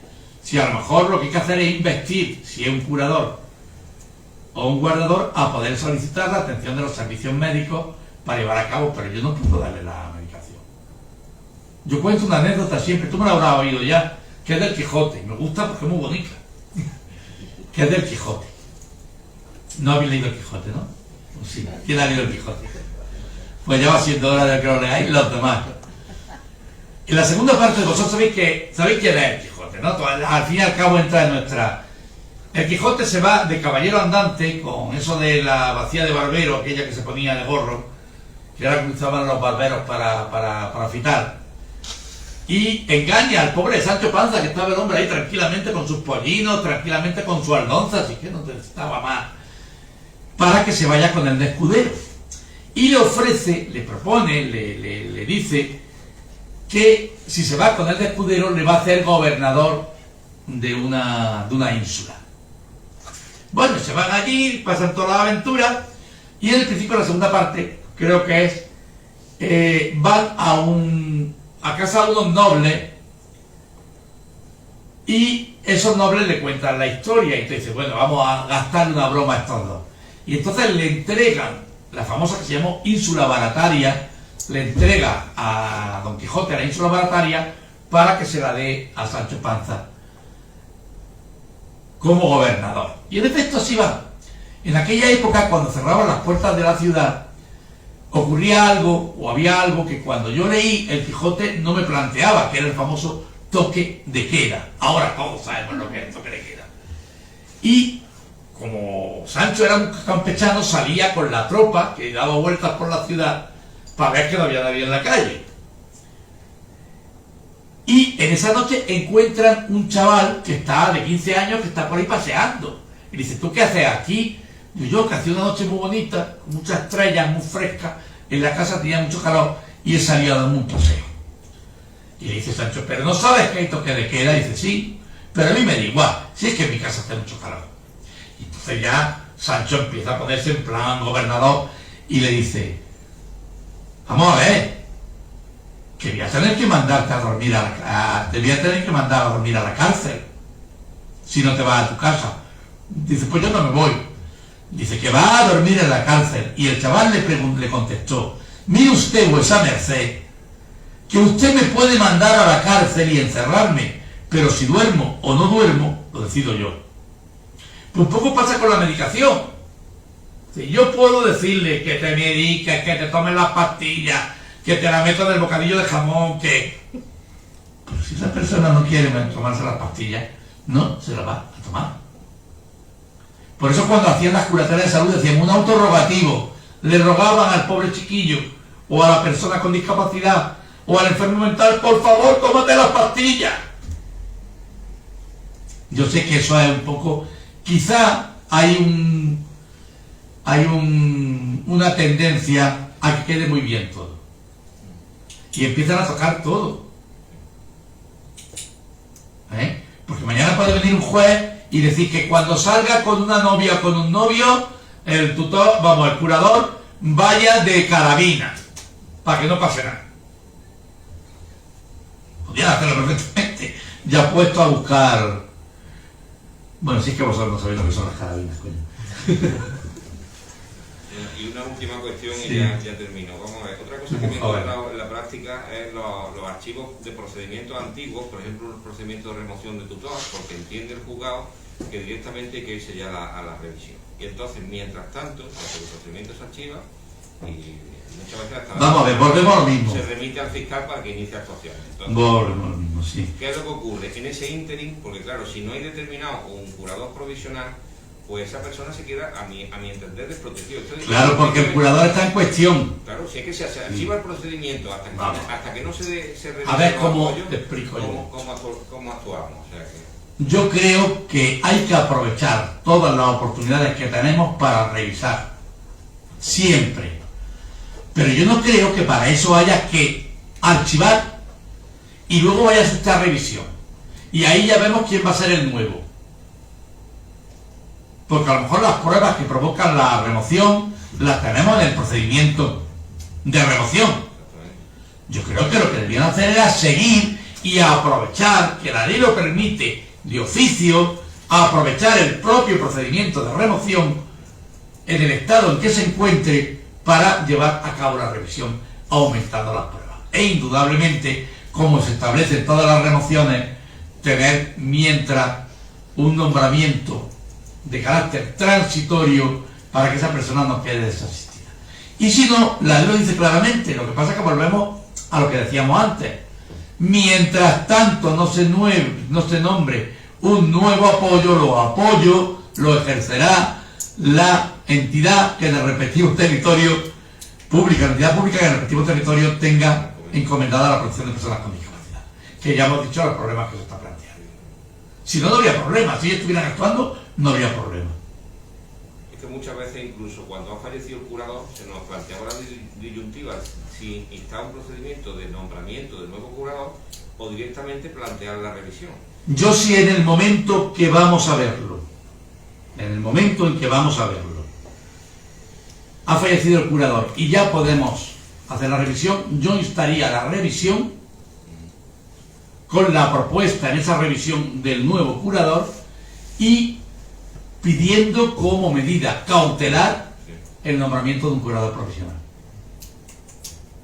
Eso no me preocupa. A mí lo que me preocupa es que después de estar 7 meses o un año y medio tratando de llevar adelante una remoción con lo difícil que muchas veces son, pues que lo archivemos, todo queda fuera y ahora vamos a empezar otra vez. Me parece que es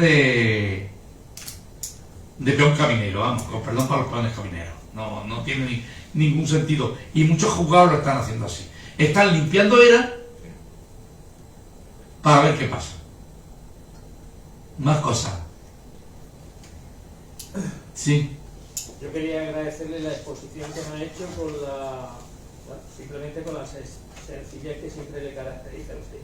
Usted ha empezado a decir la charla esta que la nueva ley simplifica las cuestiones. No es que simplifica, es que la anula totalmente, ¿no? Prácticamente, ¿no?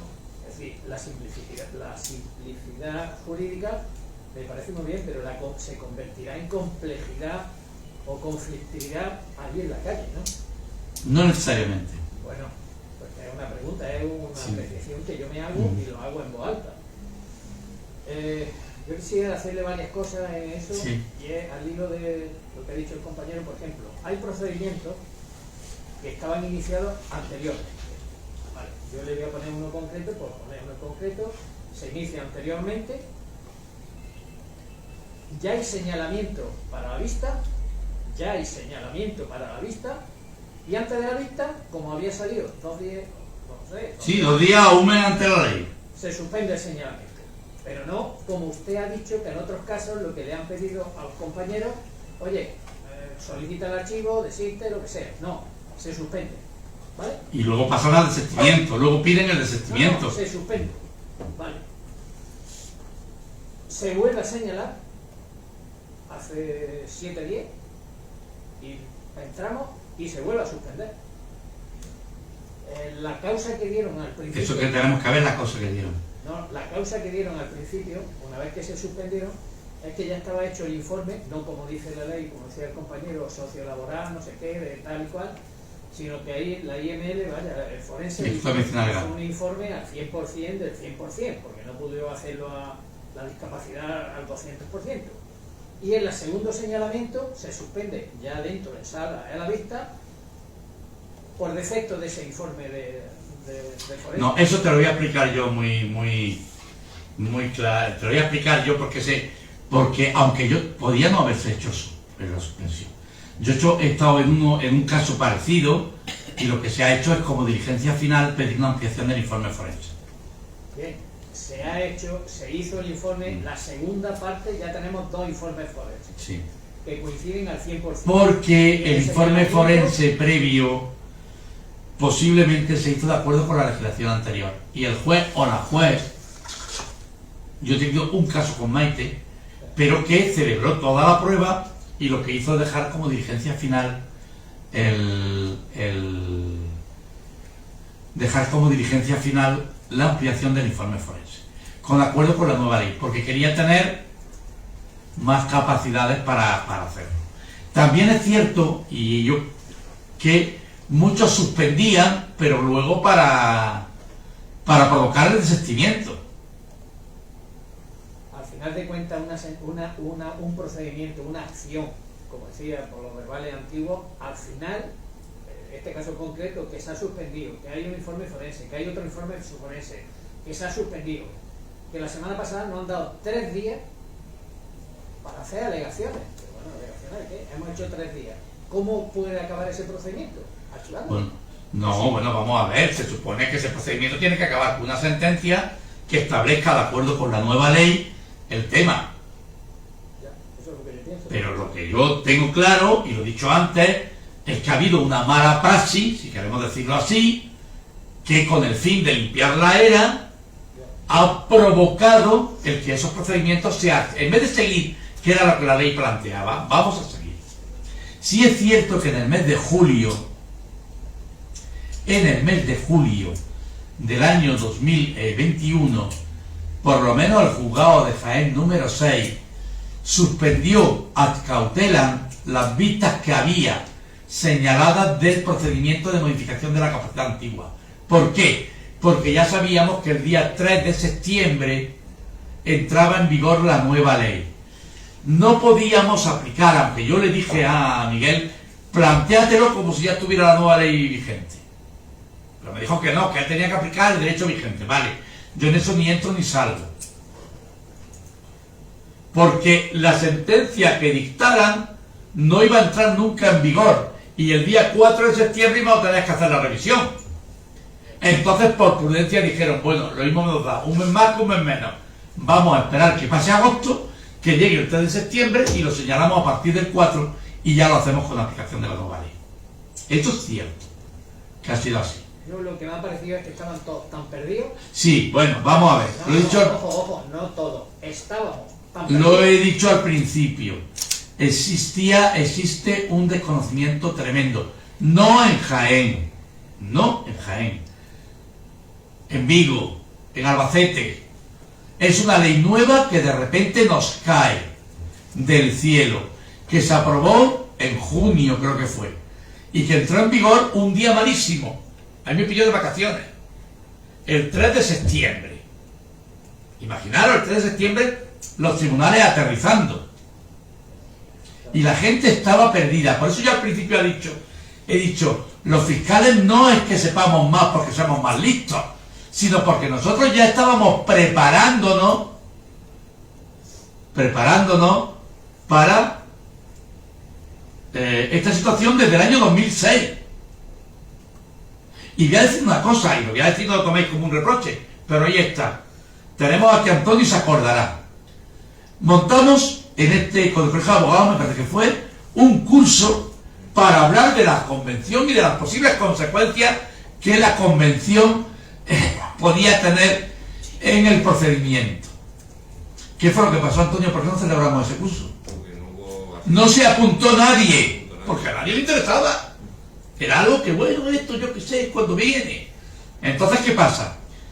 Cuando sale la ley, nos pilla con el verano por medio, sin capacidad de reacción.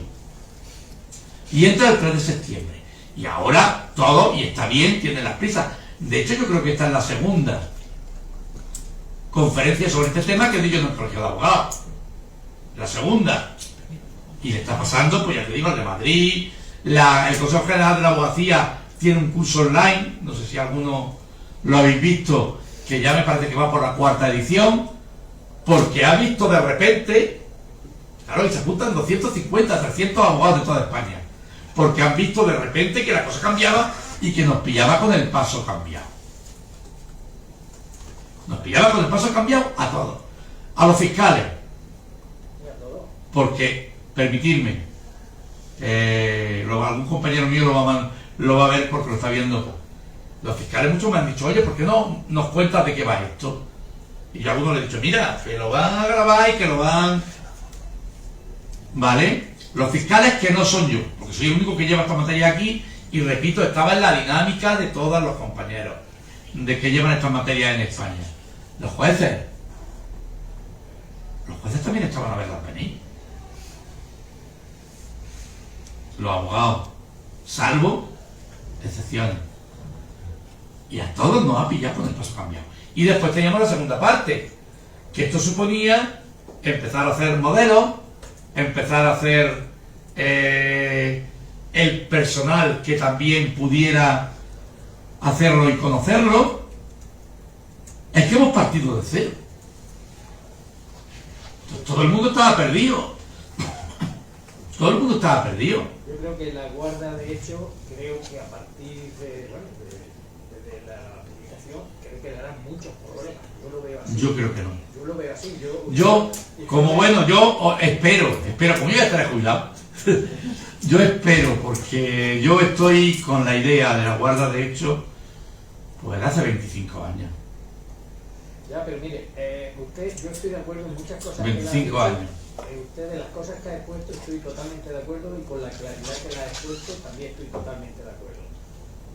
No ha detallado un panorama, que si es del síndrome de Down, que si todo, pero es que hay tantísimos supuestos de que cada uno es un caso.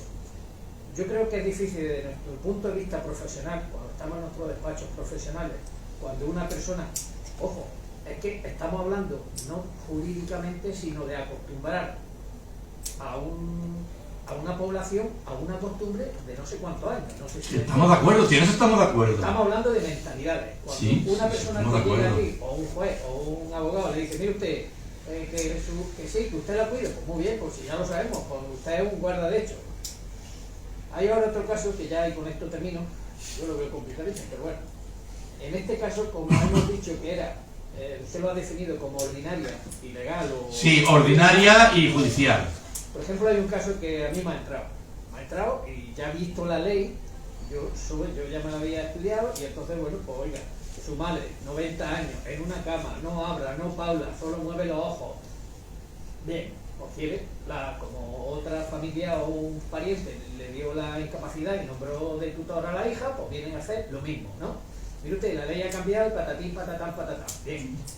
Pero aquí hay una cosa que ya no creo que sería ordinaria, podría ser legal, que es que esta señora, por mucho que vaya, que está en la cama, o que vaya el notario a su casa, o ella vaya, que no podía el notario, no tiene sus facultades para poder el notario. ¿Qué necesita hacer? Pues necesita, que da la casualidad que se ha muerto su hermana. Y tiene que aceptar una herencia. Y la única heredera, bueno, hay varios, pero ella Bien. tiene que aceptar la herencia. Pues sí, mire usted, sí. Usted le recomienda a su cliente, como guardador de hechos que es de su madre que la tiene en la cama, que pida una autorización al juez para aceptar la herencia. Procedimiento de jurisdicción voluntaria, solucionado el problema. Y ya está. Y ahora pregunto, ¿No tiene más? no sé si eso existiera, y si imagínese si este caso o algo similar hubiese estado presentado con anterioridad con la antigua ley, ¿cómo acabaríamos?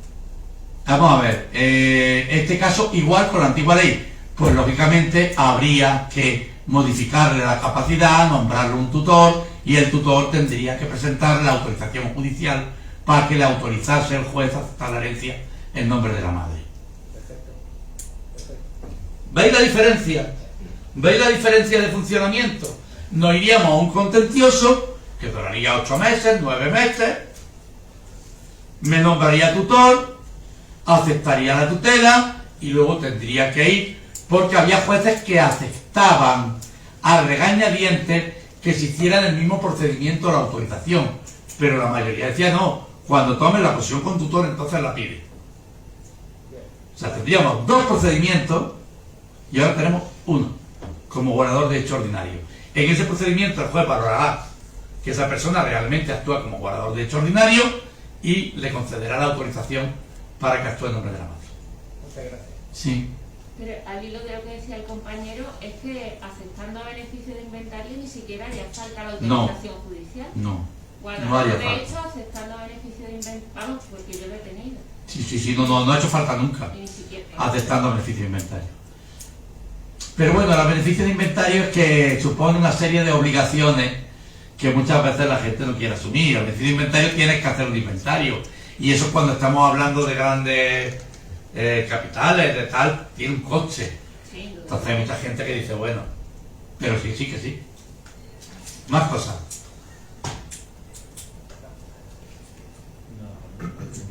Nada más. Bueno, pues simplemente decir lo de siempre. Ya sabéis dónde estoy.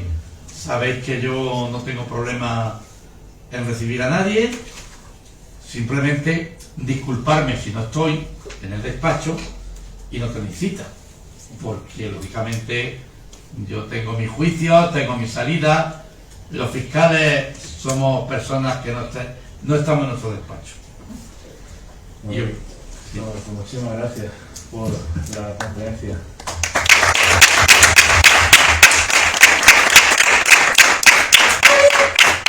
Vamos desde el grupo tener un detalle contigo, que es el detalle que siempre entregamos a nuestros ponentes. ¿Me voy a entregar aceite?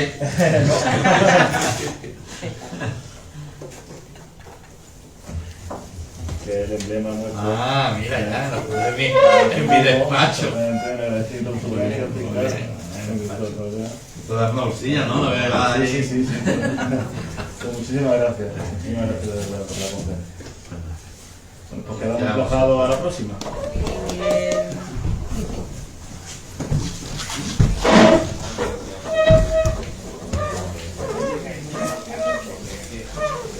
La mascareta.